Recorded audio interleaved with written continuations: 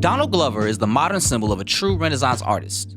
From his early beginnings as a YouTube sketch comedian with Derek Comedy and writing for 30 Rock, to his Grammy award-winning career under his alter ego, Childish Gambino, and his star turns in blockbusters such as The Lion King and Solo, he's proven himself to be an artist no one can pitch a hole to a box.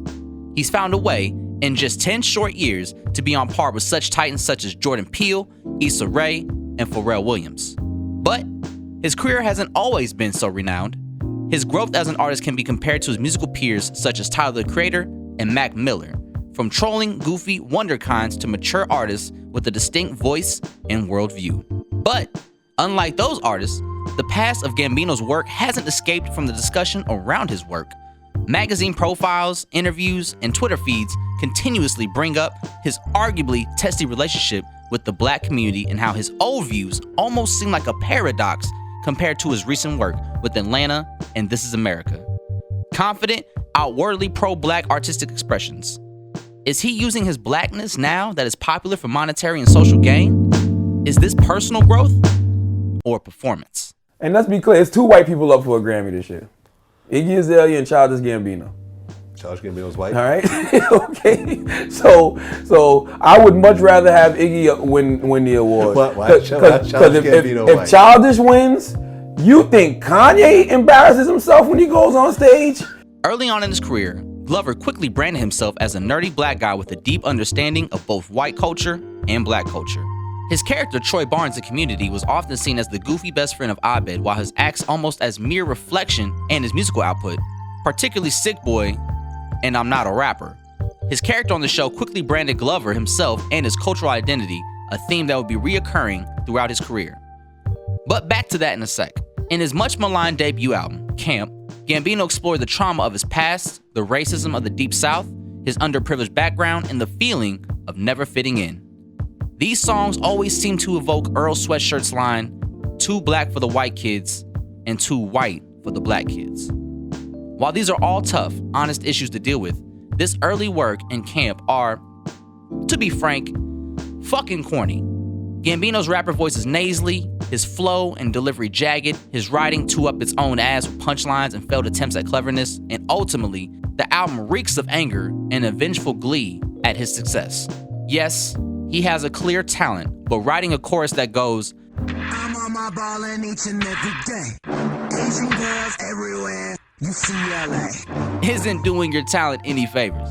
The album makes it feel like the happiest thing in his life is the fact that he's become more famous than his high school bullies. Not only this, but the album is filled with jokes at the expense of black women and his fetishizations of Asians. To quote, "I need some variation, especially if she very Asian." While it enjoyed some commercial success, critically and in the rap community, the album was seen as it was, incel-level rap. Glover himself has given only small responses to this criticism in interviews. While interviewing himself for Interview magazine, he says that the narrative, quote, "feels like you're using black women to question my blackness," and balks at the concept of being called a sellout. He's joked that he refuses to date black or white women because they come with a set of politics. While these comments are jokes and for entertainment, it can't be ignored that a lack of regard for your community has to be within someone to be willing to say this, and even in an actual belief in those problematic thoughts. While he may not directly confront these issues in public, the answer can be seen clear in the web of his world and his art, a shaken sense of identity. Growing up in the Deep South, Glover has discussed his experiences there, describing a distinct memory that shaped his youth. Being out with his family at a public event highlighting Stone Mountain, a monument dedicated to 3 Confederate soldiers. As the spotlight was shown on the monument, the mostly white crowd booed at Glover's family, even throwing food and drinks at them. A young Glover could only think, how can I get them to like me? This revealing moment makes a clear internal need for approval, a willingness to surrender one's peace and happiness for others' sake, and a deep lack of self-regard. This feeling, it seems, grew in Glover over the years, leading to the self-hate and resentment of his early work. While he has the confidence to pursue multiple mediums, a consistent critique is his inability to follow his potential to the very end. Once he's good at something and gets the acclaim, he gives up and moves on to the next thing. He gets a full hour stand-up special, he gives up stand-up. He gets a network sitcom writing job, quits that to get into acting. He He gets a starring role on a network sitcom and quits that. With his second studio album, Because the Internet, Glover explored, amongst issues of social media, death and finality, racism and relationships, a lack of identity when you surrender it for others to define. The album's opening line is, and he frequently states, I don't know who I am anymore. The project was, at the time, Glover's most ambitious project, a multimedia extravaganza that included a screenplay, a short film, a series of interconnected music videos, and a digital world built around these themes. In this sudden evolution, the anger and self-hatred of Camp has eroded to reveal the real problem: internal existential angst. Because the Internet began a deep existential thread through Glover's artistic output and was the first project of Glover's to gain him critical goodwill and commercial success. The album peaked at number 7 on the Billboard Hot 100 and was certified gold. It became the first major step in Glover's artistic growth and gave way to projects that would further boost Glover's stance in popular culture. 3 years later, his critically acclaimed FX series Atlanta premiered, and he released Awaken My Love, his heel turn to funkadelic-inspired R&B and funk. The album produced Glover's first top 40 hit, Redbone, and showed even more personal growth, more directly and heartfully expressing the trappings of the black life in America and being a black father to a newborn son. The last part is overlooked, but an important aspect to the album's success. Just like his father did by sharing funkadelic albums with a young Glover, he passes on the messages of how to proceed through life to his young son through his music. This father-son connection has brought more honesty, more comfort, and most importantly, more love to Glover's work. Glover himself has said he's learned how to believe in people again thanks to the growth of his family. One moment I love to highlight is the end of Baby Boy, in which Glover, at the end of the song, speaks directly to the audience and presumably his baby boy.